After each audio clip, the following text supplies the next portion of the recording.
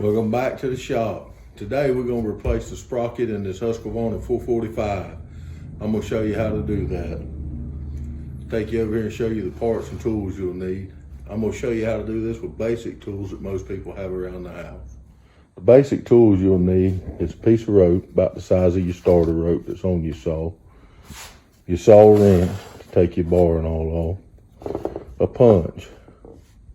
This particular punch is a 5/16, something about that size, a good hammer.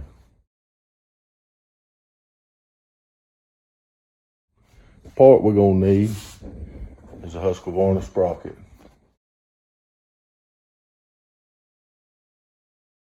Get these on the internet from your local parts dealer. So let's get over here to the bench. First thing we wanna do is go ahead and get this bar and chain and side cover on. To replace this sprocket, we have to remove this clutch. So you want to start by taking the top cover off. You got to block that piston from moving, otherwise it just constantly spins. This does apply to several model saws that Husky makes on how to remove the clutch.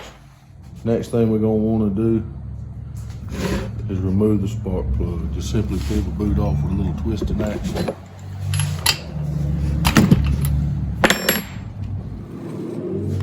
Take our piece of rope, double it over.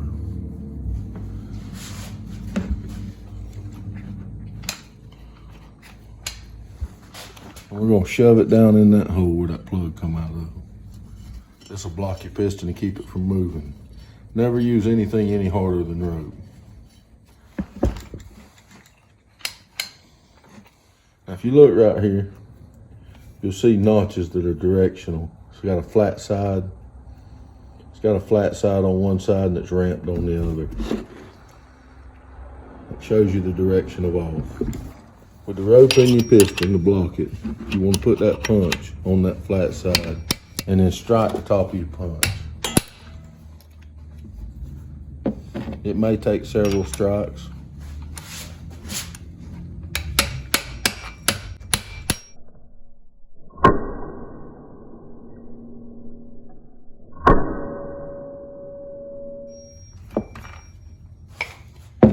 Go clockwise.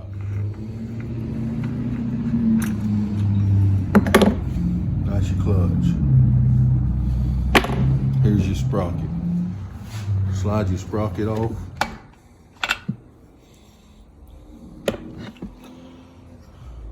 That sprocket is severely damaged. This bearing fell out. I don't know if you've seen that a while ago, but it goes in here to give it something to turn over on this shaft. See how those grooves are cut in that sprocket? Some went to peeling away.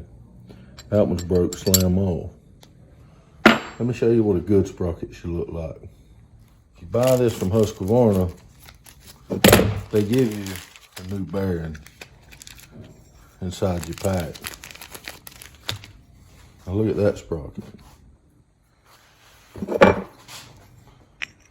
New sprocket on the left, bad sprocket on the right. See the difference? This one doesn't have grooves cut in it. This one does. And that's the new bearing. When I install a new bearing, I like to put about that much grease in it. I just put it right there in the center of the bearing. If you put too much grease, it flings it out and it gets on these sides of your new sprocket, and it'll cause your clutch to slip. So don't over grease that. We're going to slide our bearing on to our shaft. Now, if you look at this sprocket, you'll notice that the face, not just this part, the face has notches.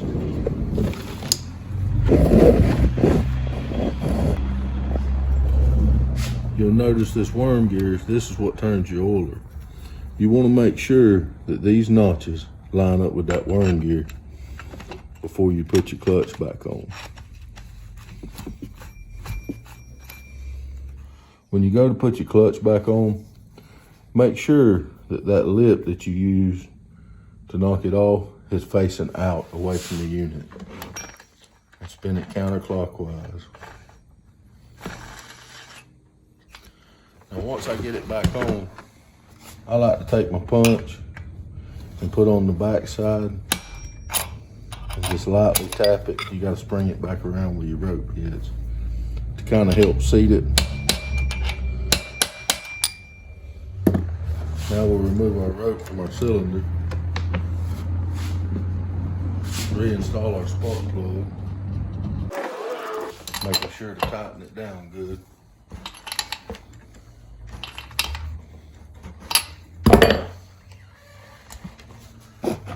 Reinstall our cover on top.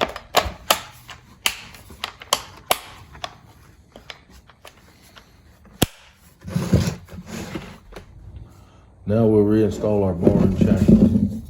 Inspect these teeth when you're changing that sprocket. If they're severely eat up, you may want to go ahead and change your chain too. Otherwise, you're just putting unnecessary wear on that new sprocket.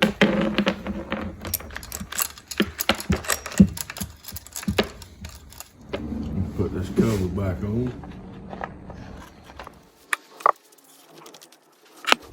At this point, when you crank it, you want to put it in a piece of wood and do some cutting real quick so that you can cinch that clutch on down. Or, and a lot of mechanics is fixing to be like, oh, you're gonna break something, but I've been doing this for years and I've never broke anything. I'll crank it up, rev it up a little bit and engage with the brake a couple times and it'll help cinch that clutch down. Otherwise, you just crank it up and start letting off of it. That reverse motion will make that clutch spin off. So I've already warmed the saw, but